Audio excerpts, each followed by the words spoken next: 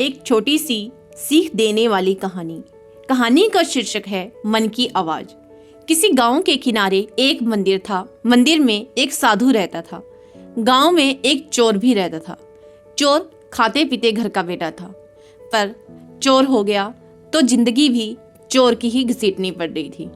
किसी ने उसकी शादी नहीं की। चोर अपने ही गांव में हाथ मारता। लोग उसे कबाड़ी चोर कहते थे, क्योंकि वह छोटी छोटी चोरी करता था। उसके चोरी करने से लोगों को दुख अधिक होता था, हानि कम। चोर को भी लाभ कुछ नहीं था, पर परेशानी दुनिया भर की। चोर ने सोचा, मंदिर के चढ़ावे से साधु की थैली भरी पड़ी है, वह संपत्ति भी उसकी मुफ्त की ही है, खून पसीने की तो है नहीं।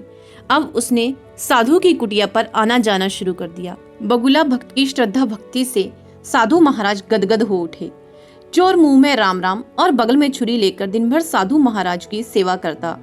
जैसे साधु भी जानता था कि यहाँ खड़ग सिंह तो है नहीं, कबाड़ी चोर है। दिन में तो इसे हाथ नहीं डालना, रात में मुझे इसको घास नहीं डालनी, इसलिए मेरी थैली का बाल बांका होने से रहा नहीं। थैली के आकार को देखकर कबाड़ी चोर की तबीयत हरी होती रहती। उस दिन चोर रात होने पर कुटिया से उठाए नहीं उठ रहा था। दाव में कबाड़ी चोर और बचाव में साधु महाराज रात भर करवट पर करवट बदलते रहे। जब झाड़ी में मुर्गे ने बांग दी तो साधु महाराज की जान में जान आई। अगले दिन से साधु महाराज रात को थैली बाहर रख देता और सुबह भीतर। साधु रात भर खराटे भरता रहता। चोर रात भर थैली को ढूंढता थक जाता।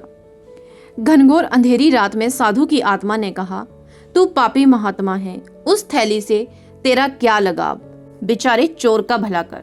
उसी रात चोर की आत्मा ने भी कहा, 2 आंख, 2 हाथ, 2 पैर, 6 संपत्ति भगवान ने तुझे दे रखी है, तू उनका दुरुपयोग मत कर। चोरी के चक्कर में पड़कर जिंदगी क्यों गंवा रहा है?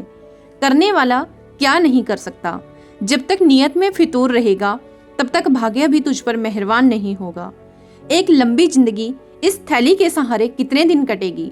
उस रात साधु ने भी थैली बाहर नहीं रखी। सुबह साधु महाराज ने देखा, थैली तो वहीं पर है, पर आज कबाड़ी चोर नहीं था। कबाड़ी चोर होता भी कैसे? उसकी अंतर आत्मा जाग चुकी थी। धन्यवाद दोस्तों, आशा करती हूँ यह कहानी आपको बहुत पसंद आएगी और आप भी अपने जीवन में कभी भी अपने रास्ते से या अपने पथ से कभी भी इधर उधर नहीं भटकेंगे। धन्यवाद दोस्तों।